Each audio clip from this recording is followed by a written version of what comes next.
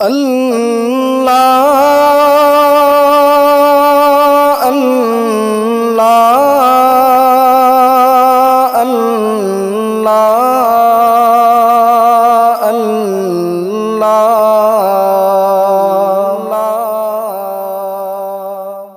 اللہ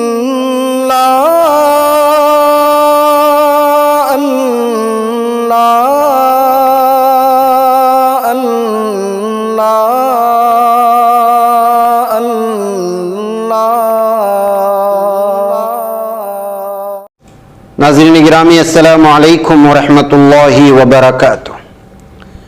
میں ہوں آپ کا میزبان انصار عزیز ندوی، اور آپ اس وقت سیدھی بات چینل کے جاری پروگرام پیغام فرقان کی 184ویں قسم ملاحظہ فرما رہے ہیں۔ ناظرین گرامی، سورہ بقرہ کی آج ہم دو آیات یعنی آیت نمبر 226 اور 227 کی تفسیر پیش کریں گے۔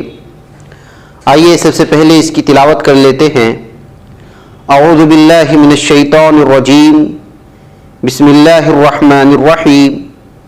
للذین یؤلون من نسائہم تربص 4 اشہر فإن فاؤوا فإن اللہ غفور رحیم وإن عزموا الطلاق فإن اللہ سمیع علیم۔ یعنی جو لوگ اپنی بیویوں سے تعلق نہ رکھنے کی قسم کھا لیں ان کے لیے 4 ماہ کی مہلت ہے۔ اس عرصے میں اگر وہ رجوع کر لیں تو اللہ بخشنے والا رحم کرنے والا ہے، اگر وہ طلاق ہی کی ٹھان لیں تو اللہ تعالیٰ ان کی باتوں کو سنتا بھی اور ان کی نیتوں کو جانتا بھی ہے۔ آئیے ناظرین گرامی آگے بڑھتے ہیں۔ فرمایا گیا للذین یؤلون من نسائہم، یعنی ان لوگوں کے لیے جو قسمیں کھاتے ہیں اپنی بیویوں سے مقاربت نہ کرنے کی۔ للذین کے معنی آتے ہیں لام زیر لیے کے معنی میں آتے ہیں، یعنی ان لوگوں کے، یا یہ حکم دیا جا رہا ہے کہ جو یؤلون قسمیں کھاتے ہیں من نسائہم اپنی بیویوں سے۔ آلا یولی ایلا کے معنی آتے ہیں قسم کھانا، اور قسم کھانے کے لیے استعمال میں آتا ہے۔ ایلا ایسی قسم ہے جس کی غرض کسی کام یا کسی حق کی ادائیگی میں کوتاہی کرنا۔ اصطلاح شریعت میں ایلا یہ ہے کہ کوئی مرد قسم کھا لے کہ وہ اپنی بیوی سے مقاربت نہیں کرے گا۔ امراتن کے معنی عورت اور اس کی جمع نساء ہے، یعنی جو لوگ اپنی بیویوں سے قطع تعلق کرنے کی قسم کھا لیتے ہیں۔ پھر آگے فرمایا گیا تربص 4 اشہر، یعنی ان کے لیے 4 ماہ کی مہلت ہے۔ تربص انتظار کرو، مہلت لو۔ 4 کے معنی 4 اور اشہر کے معنی مہینے۔ مولانا عبد الماجد دریابادی رحمۃ اللہ علیہ لکھتے ہیں ایلا عرب جاہلیت کا ایک شعاریہ بھی تھا کہ شوہر غصے میں آ کر قسم کھا بیٹھتے تھے کہ اپنی بیویوں سے مقاربت نہیں کریں گے، یعنی جسمانی تعلقات نہیں بنائیں گے۔ اصطلاح میں اس کو ایلا کہتے ہیں۔ شریعت اسلامی نے اس میں جو اصلاحات کی ہیں اور اس باب میں جو احکام دیے یہاں ان کا ذکر ہے۔ تربص 4 اشہر، زیادہ مدت، اس علیحدگی کی جو مدت ہے وہ 4 ماہ ہے۔ عرب جاہلی ایلا کرنے کے بعد جو ایک طرح کی طلاق ہی تھی، بیوی کے نان و نفقہ اور ہر قسم کی ادائی حقوق سے مان دستبردار ہو جاتے تھے، جیسے وہ اس طرح کی قسم کھاتے تھے۔ عورت بے دست و پا اور معلقہ ہو کر رہ جاتی تھی۔ اب جب 4 مہینے تک نان و نفقہ نہیں ملے گا، عورت تو جو ہے وہ بے دست و پا رہے گی۔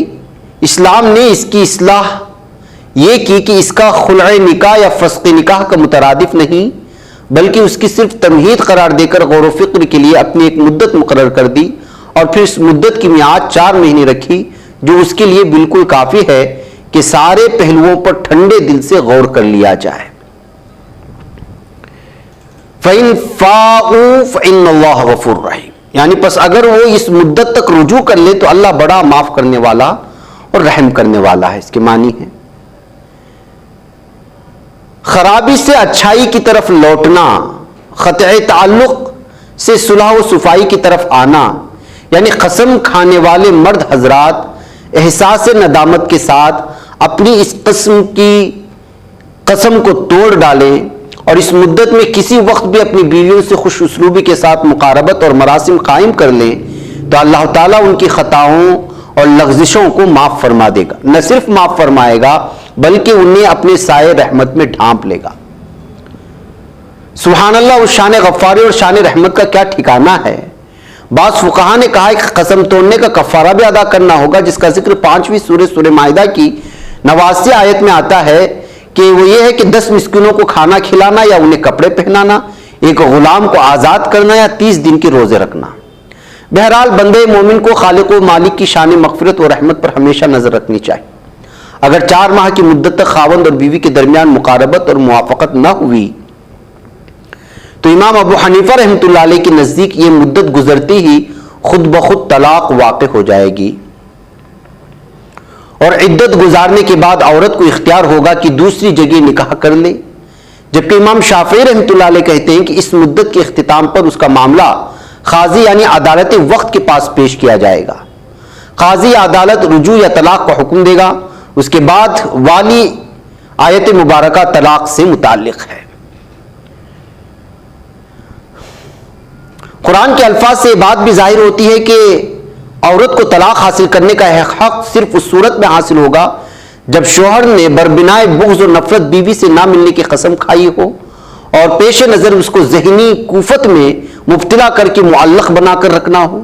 اگر یہ صورت نہ ہو بلکہ علاج و معالجے کے سلسلے میں یا بتقاضائے صحت ڈاکٹر اور طبیب کی ہدایت پر بیوی سے مخصوص ازدواجی تعلق منقطع رکھے تو یہ صورت اس حکم کے تحت نہیں آتی، اگرچہ اس انقطاع کی مدت 4 ماہ سے متجاوز ہی کیوں نہ ہو جائے. ظاہر ہے ان حالات میں گھر میں باہم اٹھنا بیٹھنا، ہنسی مذاق، کھانا پینا برقرار رہتا ہے اور کسی قسم کی ناخوشگواری پیش نہیں آتی. پھر آگے فرمایا گیا وَإِنْ عَزَمُوا الطَّلَاقَ فَإِنَّ اللَّهَ سَمِيعٌ عَلِيمٌ، یعنی وہ اگر قسم کھانے والے مرد طلاق ہی دینے کا پختہ ارادہ عزم کر لے تو اللہ تعالیٰ سمیع ہے اور علیم ہے. اسلام سے قبل عربوں میں طلاق کے متعلق حد درجہ آزادی تھی. عورت اپنا عز و وقار اور قدر و منزلت کھو چکی تھی. معاہدے نکاح کو کچھ بھی وقعت حاصل نہیں تھی. جب چاہا عورتوں کو طلاق دے دی اور جب چاہا واپس لے لی. یہودیوں کی شریعت میں بھی نکاح و طلاق کے سلسلے میں اسی آزادی تھی. یہودیوں کے وہاں نہ کوئی قید طلاق پر عائد تھی، نہ شوہر اس باب میں کوئی ذمہ داری تھی. اس کا جب جی چاہتا وجہ بلا وجہ بس ایک طلاق نامہ لکھ کر بیوی سے چھٹکارا حاصل کر لیتا.